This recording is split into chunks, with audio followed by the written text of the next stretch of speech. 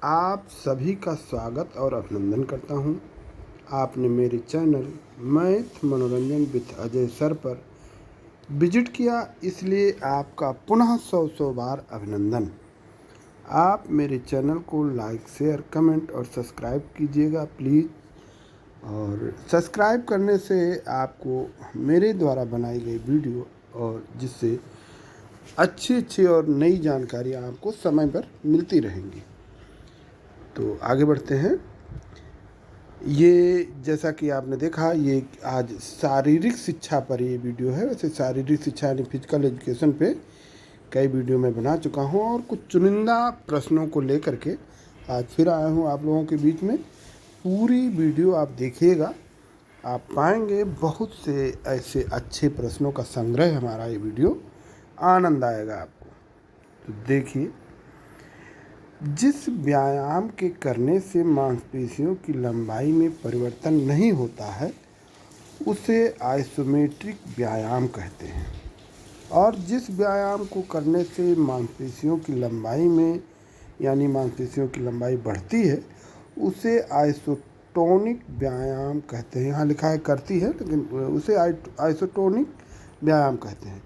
यानी जिस व्यायाम को या जो भी आप व्यायाम कर रहे हैं, अगर जो मांसपेशियों की लंबाई में परिवर्तन नहीं हो रहा है तो उसे आइसोमेट्रिक कहेंगे, और जिसमें परिवर्तन बढ़ती है, मतलब परिवर्तन हो रहा है, लंबाई बढ़ रही है, उसे आइसोटोनिक व्यायाम कहते हैं।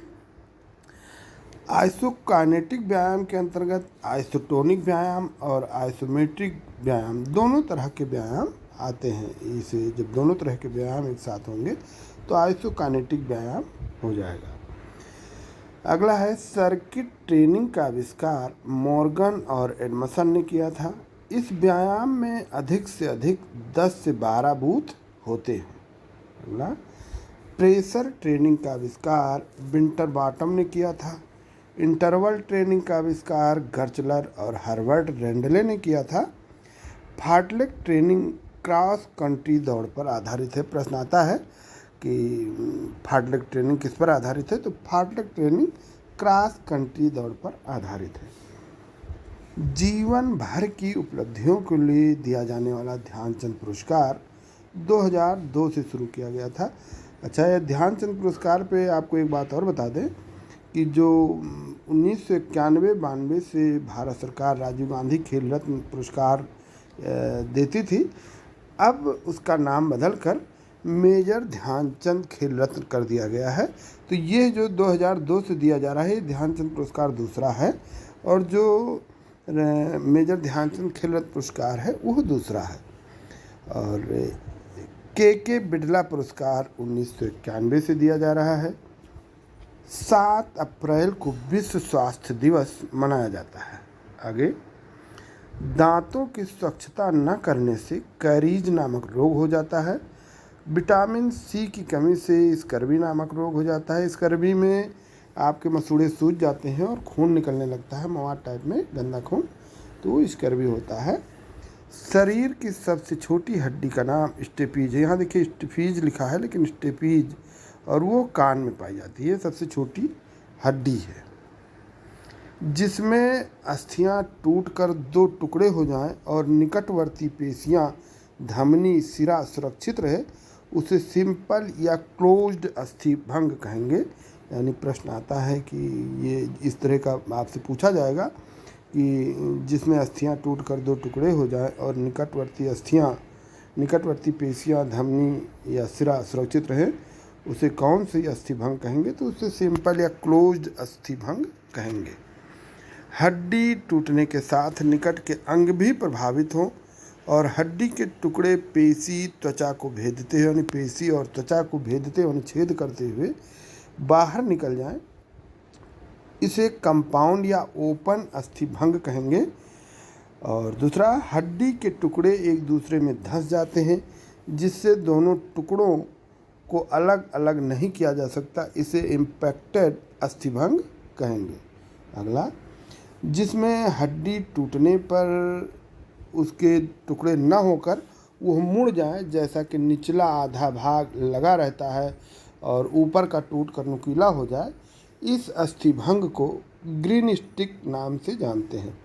ये जो प्रश्न हम आज आप लोगों को बता रहे हैं, ये सब या पढ़ रहे हैं, जो आप वीडियो देख रहे हैं, ये सारे प्रश्न आपके टीजीटी और पीजीटी यानी ट्रेंड ग्रेजुएट टीचर और पोस्ट ग्रेजुएट टीचर प्रशिक्षित स्नातक की जो परीक्षा होने वाली है उसमें बहुत महत्वपूर्ण है। और ये ऐसे प्रश्न आते हैं, इसमें कई प्रश्न जो भाई या मित्र टीजीटी या पीजीटी की परीक्षा में बैठे हैं वो इसको देखते ही समझ रहे होंगे कि इसमें से कई प्रश्न दोहराए जा चुके हैं, कई बार आ चुके हैं। और इसको आप ये महत्वपूर्ण भी हैं, ज़रूरी भी हैं, क्योंकि इसमें लगभग आपके सभी प्रश्न, कई न कह करके आप ये कहें कि सभी प्रश्न लगभग दोहराए जा चुके हैं अलग अलग वर्षों में।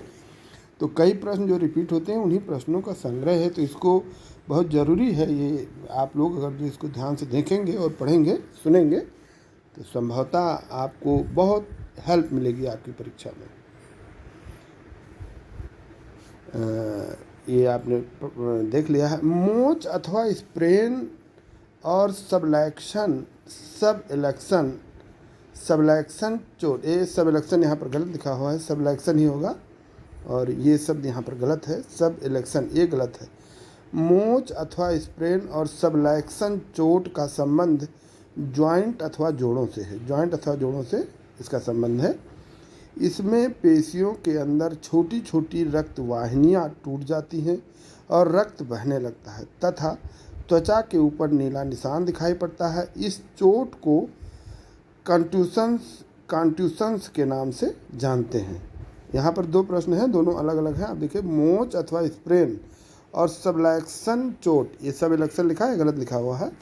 मोच अथवा स्प्रेन और सबलेक्शन चोट का संबंध ज्वाइंट अथवा जोड़ों से है। और दूसरा प्रश्न है, जिसमें पेशियों के अंदर छोटी छोटी रक्त वाहिनियाँ टूट जाती हैं और रक्त बहने लगता है तथा त्वचा के ऊपर नीला निशान दिखाई देता है, इस चोट को कंट्यूशंस के नाम से जानते हैं। अगला, जिसमें पेशियाँ तन जाती हैं या ऐंठ जाती हैं, इस चोट को स्ट्रेन कहा जाता है। और दूसरा, जिस चोट में पेशियाँ अपने स्थान से हट जाती हैं और स्पर्श से गड्ढा जैसा मालूम हो, उस चोट को मसल पुट कहा जाता है, मसल पुल कहा जाता है।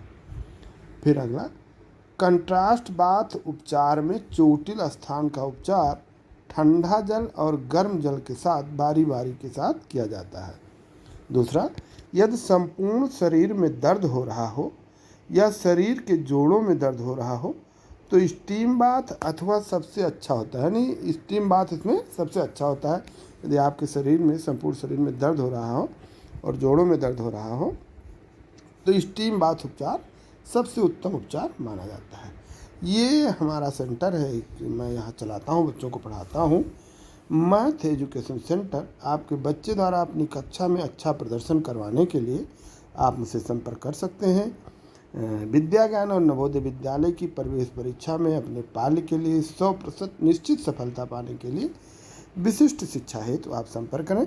और मेरा यूट्यूब चैनल, जैसा कि आप देख ही रहे हैं, मैथ मनोरंजन विथ अजय सर, मेरा मोबाइल नंबर दिया हुआ है।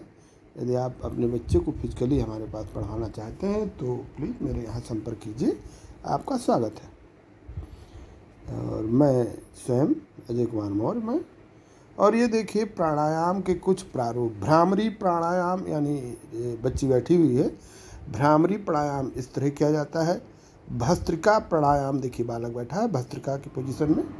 कपालभाति प्राणायाम देखिए पोजीशन में है। शीतली प्राणायाम बिटिया पोजीशन में है। अनुलोम विलोम प्राणायाम, देखिए सारे पोजीशन आपके सामने। ये हमने इसलिए दिया कि आप देखें और जानें कि कौन सा प्राणायाम कैसे होता है। फिर आगे, खो खो के खेल में फ्री जोन अर्थात स्वतंत्र क्षेत्र की चौड़ाई अब 1.5 मीटर होता है। पहले ये 2.5 मीटर होता था, परंतु अब खो खो खेल के मैदान की लंबाई चौड़ाई बदल गई है। अब खो खो खेल की लंबाई और चौड़ाई 27 मीटर और 16 मीटर होती है। पहले ये दूसरी थी, खो खो खेल के मैदान की लंबाई चौड़ाई, अब ये बदल गई है। शरीर के भीतर प्रति सेकंड लगभग 150 लाख कोशिकाओं की मृत्यु होती है और लगभग इतनी ही कोशिकाओं का निर्माण होता है। फिर हमारा वही मैथ एजुकेशन सेंटर, बाकी वही दिया हुआ है। आपके बच्चे द्वारा अपनी कक्षा में अच्छा प्रदर्शन करवाने के लिए आप मुझसे संपर्क करें। विद्या ज्ञान और नवोदय विद्यालय की प्रवेश परीक्षा में अपने पाली के लिए 100% निश्चित सफलता पाने के लिए विशिष्ट शिक्षा हेतु संपर्क करें। मेरा मोबाइल नंबर और मेरा यूट्यूब चैनल। 1882 में सर्वप्रथम भारत में शारीरिक शिक्षा को मान्यता मिली। ये सारे प्रश्न हैं मित्रों, आप इसको जरूर कंठस्थ करें और ध्यान दें। देखें, 1931 ईस्वी में राजकीय शारीरिक शिक्षा महाविद्यालय हैदराबाद की स्थापना हुई थी। 1932 ईस्वी में राजकीय शारीरिक शिक्षा महाविद्यालय कोलकाता और Christian college of physical education Lucknow की स्थापना हुई थी। 1938 ईस्वी में शारीरिक शिक्षा प्रशिक्षण संस्थान कांदीवली की स्थापना हुई थी। 1914 ईस्वी में हनुमान व्यायाम प्रचारक मंडल अमरावती की स्थापना हुई थी। 1954 ईस्वी में भारत में all India council of sports की स्थापना हुई थी। शारीरिक शिक्षा मनोरंजन केंद्रीय बोर्ड ने नेशनल फिजिकल एफिशिएंसी टेस्ट का सुझाव दिया था।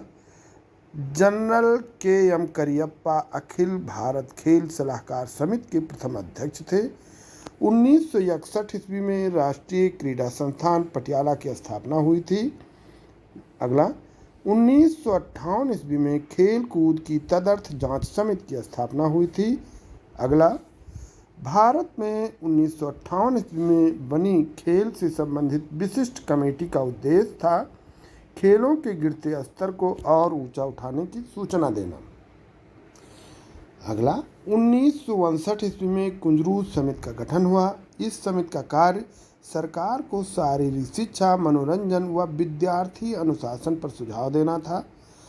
कौल कपूर समिति ने विदेशों का दौरा किया और खेल संगठनों की कार्यप्रणाली का अध्ययन करके सुझाव दिया और 1961 में अपने विचार प्रस्तुत किए। राष्ट्रीय अनुशासन योजना के प्रथम महानिदेशक जनरल भोसले थे। अगला, 1969 ईस्वी में राष्ट्रीय सेवा योजना का आरंभ भारत में हुआ। दूसरा, 1953 ईस्वी में राष्ट्रीय कोचिंग योजना भारत में बनाई गई। तीसरा, 1954 ईस्वी में भारतीय विद्यालय क्रीड़ा की स्थापना हुई। अगला, 1972 ईस्वी में भारत में नेहरू युवा केंद्र की स्थापना हुई। अगला, 1974 ईस्वी में उत्तर प्रदेश में खेल निदेशालय की स्थापना हुई। अगला, श्री के.डी. सिंह बाबू उत्तर प्रदेश के प्रथम खेल निदेशक थे। के.डी. सिंह बाबू जी ये हॉकी के खिलाड़ी थे, वो बहुत बढ़िया खिलाड़ी थे। अगला, बास्केटबॉल के मैच में बैक कोर्ट से आगे के कोर्ट में बॉल को टीम के द्वारा 10 सेकंड में पहुंचा देना चाहिए। थायमिन की कमी से बेरी नामक रोग होता है। मांसपेशियों में ग्लाइकोजन के पर्याप्त होने से खिलाड़ी देर तक नहीं थक सकता, यानी देर तक नहीं, ये सकता है लिखा है, नहीं थकता है, सकता है नहीं थकता है, वो थकेगा नहीं। ग्लाइकोजन अगर जो है तो उसको पर्याप्त ऊर्जा मिल रही है, वो थकेगा कम। विद्या ज्ञान और नवोदय विद्यालय की प्रवेश परीक्षा में अपने पाल्य के लिए 100% निश्चित सफलता पाने के लिए विशिष्ट शिक्षा हेतु संपर्क करें। मेरा मोबाइल नंबर आप देख रहे हैं। बैरन पियरे डी कुबर्टिन फ्रांस देश के रहने वाले थे। अगला, यूनानी चिकित्सक हिप्पोक्रेटस के अनुसार निरुत्साहित किस्म के व्यक्ति आमतौर पर कमजोर, आलसी, अक्रिय, सुस्त और निस्तेज होते हैं तथा अपना काम काफ़ी धीमी गति से करते हैं। अगला, डिग पास खेल का संबंध वॉलीबॉल खेल से, यानी डिग पास एक वो होता है, ये खेल नहीं, डिग पास एक आप कहेंगे कि एक तकनीक है, तो डिग पास तकनीक का खेल जो वॉलीबॉल खेल है उससे संबंध है। मारियुस फिसबर्ग पोलैंड के प्रसिद्ध टेनिस खिलाड़ी हैं। टेनिस में लब का मतलब स्कोर 0 है। फ्री जोन का संबंध खो खो से है। टेनिस को एशियाई खेलों में 1958 में शामिल किया गया। कार्लोस मोया स्पेन के प्रसिद्ध टेनिस खिलाड़ी हैं। केरल राज्य में नाव दौड़ प्रतियोगिता सर्वाधिक होती है। बेडिट कप का संबंध मुक्केबाजी से है। विलियम विल्सन ने वाटर पोलो खेल प्रारंभ किया था, यानी वाटर पोलो खेल का प्रारंभ विलियम विल्सन ने किया था। फिर अगला, 1984 ईस्वी में भारतीय खेल प्राधिकरण की स्थापना हुई और भारत की प्रथम राष्ट्रीय खेल नीति की घोषणा भी हुई। रेक्स राक का कथन है, व्यक्तित्व समाज द्वारा मान्य तथा अमान्य गुणों का संतुलन है। और इसी के साथ क्रो एंड क्रो का विचार है कि मनोविज्ञान मानव व्यवहार और मानव एवं मानव संबंधों का अध्ययन है। फिर शारीरिक शिक्षा में शक्तिशाली कार्य करने और मेलजोल बढ़ाने शरीर की चौड़ाई अधिक होती है। इस प्रकार के शरीर को पाइकनिक और इंडोमार्फ प्रकार के शरीर कहते हैं। गोलाकार और लंबाकार दोनों प्रकार के गुण विद्यमान रहते हैं। विकासोन्मुख और बलिष्ठ के साथ बौद्धिक होते हैं। इस प्रकार के शरीर को एथलेटिक और मेसोमॉर्फ कहते हैं। ये प्रश्न रिपीटेड है कई बार, लगभग अक्सर इसको पूछता ही रहता है। दुबला पतला लंबा और झीना सा होता है, तो ऐसा चिड़चिड़े डरपोक अंतर्मुखी ऊंची महत्वाकांक्षाएं होती हैं। इस प्रकार के शरीर को एस्थेनिक व मेसोमॉर्फिक कहते हैं। मन का कथन है, ये एक हमारे मनोवैज्ञानिक है मन, तो मन का कथन है, व्यक्तित्व एक व्यक्ति का व्यवहार के तरीकों, रुचियों, दृष्टिकोणों, क्षमताओं, योग्यताओं तथा अभिरुचियों का सबसे विशिष्ट संगठन है। विजन्स एंड विजन्स का कथन है, व्यक्तित्व मनुष्य की आदतों, दृष्टिकोणों तथा विशेषताओं का संगठन है। यह जीव शास्त्रीय, सामाजिक तथा सांस्कृतिक कारणों के संयुक्त कार्य द्वारा उत्पन्न होता है। और इसके बाद जेम्स ड्रेबर का विचार है। जेम्स ड्रेबर क्या कहते हैं कि मनोविज्ञान चेतना का विज्ञान है। वाटसन कहते हैं, जेम्स ड्रेबर का तो विचार ये है कि मनोविज्ञान चेतना का विज्ञान है। तो वाटसन कहते हैं, वाटसन के मतानुसार मनोविज्ञान व्यवहार का शुद्ध विज्ञान है। मनोव्यवहार, ये वाटसन का कथन है, मनोविज्ञान व्यवहार का शुद्ध विज्ञान है। फिर वुडवर्थ का कथन है, मनोविज्ञान वातावरण के अनुसार व्यक्ति के कार्यों का अध्ययन करने वाला विज्ञान है। और चार्ल्स स्किनर का कथन है, मनोविज्ञान जीवन की विशिष्ट विविध परिस्थितियों के प्रति प्राणी की प्रतिक्रियाओं का अध्ययन करता है। और रॉस का कथन है, ये सब मनोविज्ञान के कथन है और ये प्रश्न टीजीटी पीजीटी आदि में पूछे जाते हैं, तो आप लोग इसको ध्यान दीजिएगा। मनोविज्ञान मानसिक रूप के व्यवहार का अनुवाद व उल्लेख है, ये रॉस का कथन है। आप मेरे चैनल को लाइक, शेयर, कमेंट और सब्सक्राइब करें प्लीज़, मैं यहाँ साइड में लिखा हुआ है। अगला, मैकडूगल का कथन है, जीव की सुरक्षा, अभिवृद्धि और विकास के लिए खेल एक महत्वपूर्ण कारक है। तो वहीं पर टीपी नन का कथन है, खेल व्यक्ति की सृजनात्मक प्रक्रियाओं का गहन प्रदर्शन है। तो रॉस का कथन है, खेल एक आनंदप्रद, स्फूर्तिदायक, सृजनात्मक प्रक्रिया है जिसमें व्यक्ति पूर्ण रूप से अपनी अभिव्यक्ति पाता है। आगे, मैथ मनोरंजन centre, nursery to class 10, here new way children reading are told and taught so that children understand easily and forget less. यहाँ पर बच्चों को ऐसी ऐसी चीज़ें सिखाई जाती हैं, तरीका बताया जाता है कि जो याद करें आसानी से और भूलते भी नहीं हैं। विद्या ज्ञान और नवोदय विद्यालय की प्रवेश परीक्षा में अपने पाल्य के लिए 100% निश्चित सफलता पाने के लिए विशिष्ट शिक्षा है तो संपर्क करें। नंबर आप देख रहे हैं मेरा, और मेरे इस चैनल को लाइक, शेयर, कमेंट और सब्सक्राइब करें प्लीज़। आगे, ग्यूलिक का कथन है, जब हम स्वतंत्र होकर जो अपनी इच्छा से करते हैं उसे ही खेल कहते हैं। सीलर और हर्बर्ट स्पेंसर का कथन सुन लीजिए कि अतिरिक्त ऊर्जा का सिद्धांत इन्होंने दिया था। सीलर और हर्बर्ट स्पेंसर ने अतिरिक्त ऊर्जा का सिद्धांत दिया था। लॉर्ड केम्स और GTW पैट्रिक ने खेल के मनोरंजन का सिद्धांत दिया है। निसर्ग अनुष्ठान सिद्धांत, खेल के इस सिद्धांत के प्रवर्तक मैकडूगल हैं। खेल के रेचन सिद्धांत को अरस्तु ने दिया। खेल के रेचन सिद्धांत, ये प्रश्न आ चुका है और लगभग इसमें सभी प्रश्न आ चुके हैं। फिर यहाँ पर मेरे चैनल पर आपने विजिट किया, इसके लिए आपका बहुत बहुत आभार। पुनरावृत्ति का सिद्धांत स्टेनली हॉल ने प्रतिपादित किया है और पूर्व धारणा का सिद्धांत कार्ल ग्रूज ने दिया है। खेल ही जीवन है, खेल के इस सिद्धांत के प्रवर्तक जॉन डीवी हैं।